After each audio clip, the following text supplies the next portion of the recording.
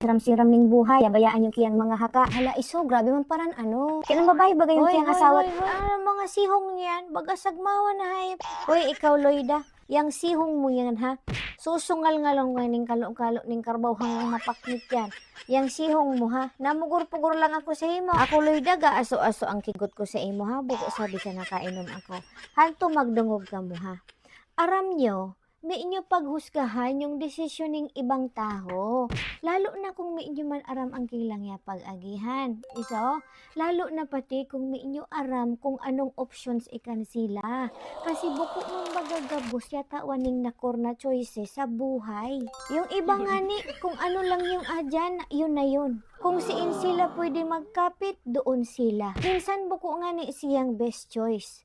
Pero may silang maginibo, tahan yun sana yung kilang choice. Naintindihan ninyo? Sampulan ta ka, si Michaeling.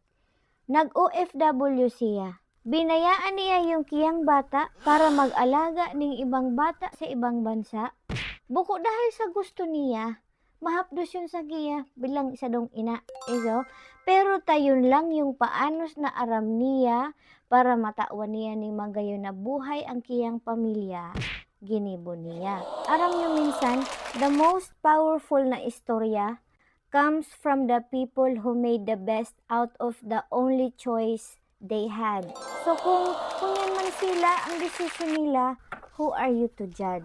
Okay? Aram nyo, judging others without knowing their options is like trying to solve a puzzle with missing pieces. It's not going to fit.